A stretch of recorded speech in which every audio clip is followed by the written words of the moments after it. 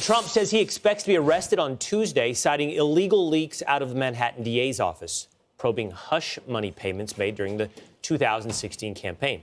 Our next guest calls it a weak case, motivated by politics.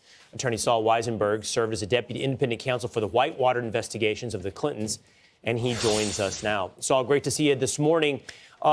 It seems that almost every prosecutor or every former prosecutor we've spoken to has said this is very, very weak. This is a tenuous case.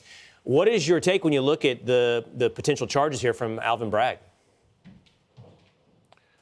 Well, there's a term of art for this in the criminal law world, and that's a hyphenated term, and it starts with chicken and then it ends with IT. I'll put it that way. Okay.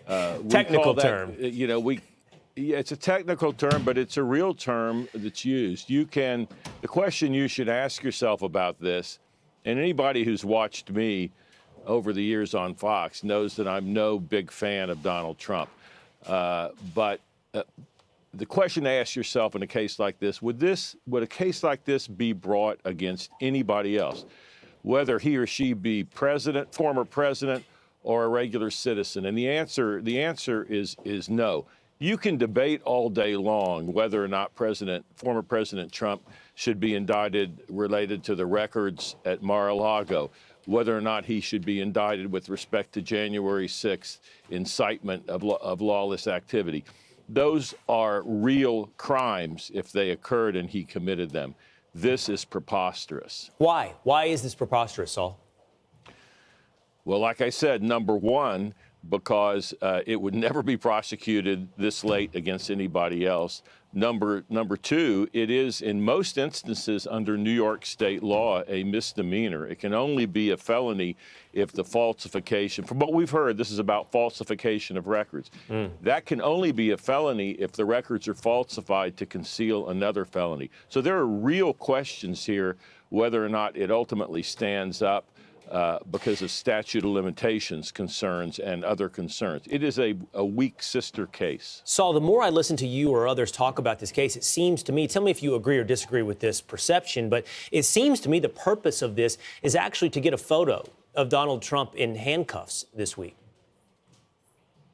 Well, I actually doubt that's going to happen. I think that they're going to, first of all, they've got to deal with the fact that he has Secret Service protection, that is the New York authorities. And I would say that would be very, very stupid on their part to do a perp walk, to release a mugshot.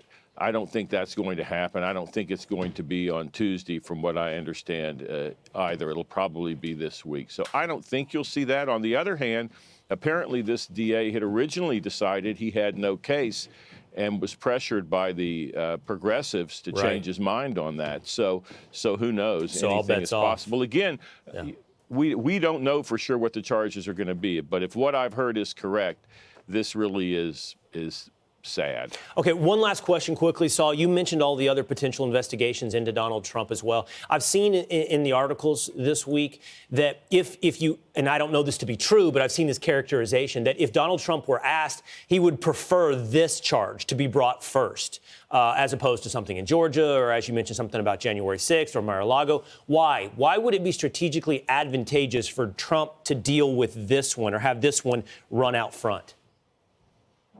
As opposed to the other ones, because it is so obviously political, and is such a chicken bleep offense. And then it could undercut the others, would be the idea?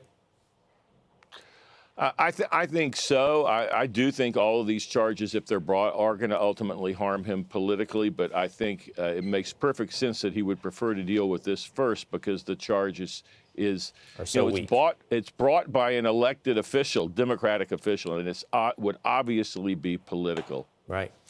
Deal with the chicken blank first. I understand your analysis, Sol Wisenberg. It's great to hear from you this morning. Thank you. I'm Steve Ducey. I'm Brian Kilmeade. And I'm Ainsley Earhart. And click here to subscribe to the Fox News YouTube page to catch our hottest interviews and most compelling analysis.